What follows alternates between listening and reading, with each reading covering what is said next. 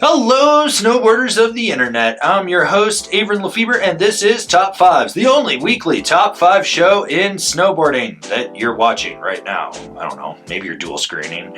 Anyways, in this video, we're going to be talking about the top 5 most underhyped boards for 2023. That's right, new season coming in hot.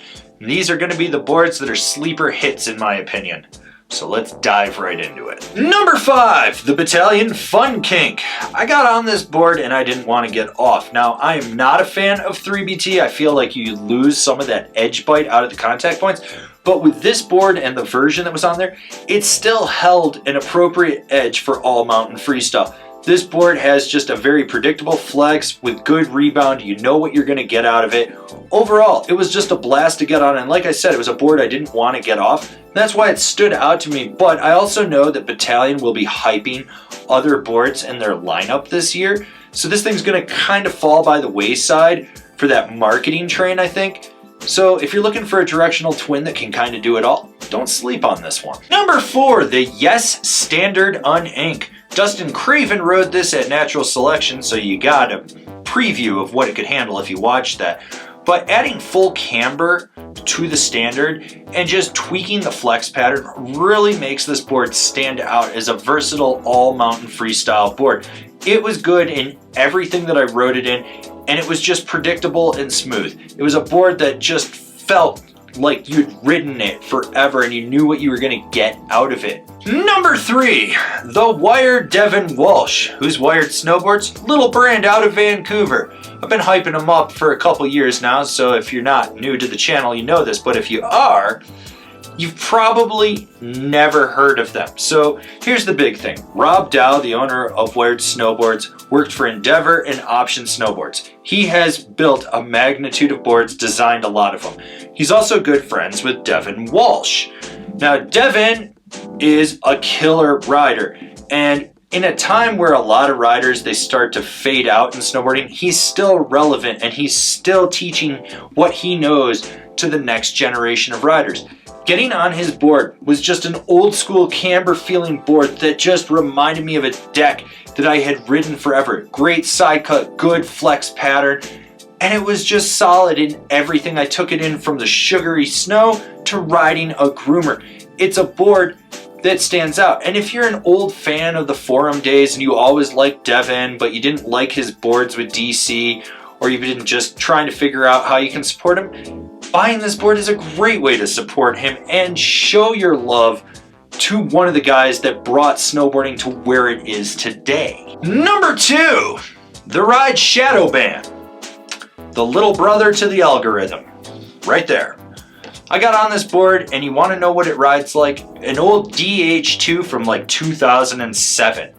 It's got snap to it that's easy to load up, but you're going to get back double what you put in.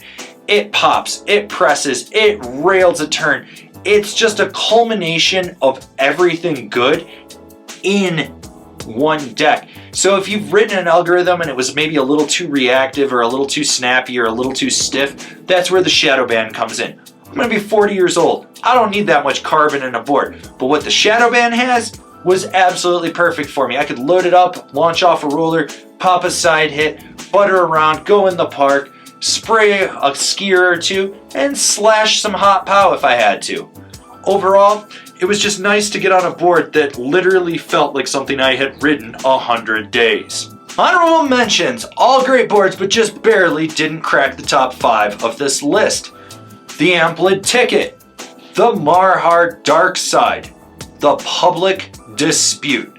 Like I said, all great boards, but just barely didn't crack it into the top 5 of this list. And the number 1 underhyped board for 2023 is the Nerd Superposition. Now, I might be a little bit biased because my friend Jordan Zadanek owns Nerd Snowboards, and I was there when he was creating the concept for it. And I've kind of just seen him go through all the phases to get where he's at today. But getting on this board, I didn't want to get off. It turns exceptionally well. It floats great in pow. It's got an easy to engage camber profile. The shape is amazing on it. The urethane sidewalls are great at dampening. Overall, just such a good board. And the reason I think it's underhyped is I'm the only one that's going to have a review of it this year. You're not going to hear other people talking about it that are reviewers because they haven't gotten on it. I got first dibs at it.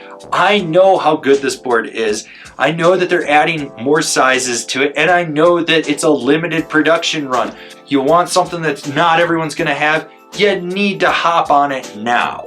This has been my top 5 underhyped boards for 2023. Do you agree? Do you disagree? Did I forget your underhyped board? Well, probably wasn't that good. Anyways, leave me a comment down below. Let's have a conversation about this list. If you're new here, remember to subscribe, click the bell, get those notifications. That way you're not missing any of the videos we got coming out for all you snowboarders of the internet. And if you really like what we're doing over here and you want to support us further, swing on over to Angry Snowboarder VIP and become a member. Sure, I could tell you more here, but I got a video over there that explains it so much better. As always, I've been your host, Avran LeFeber, and I'll see you in another video. Or will I?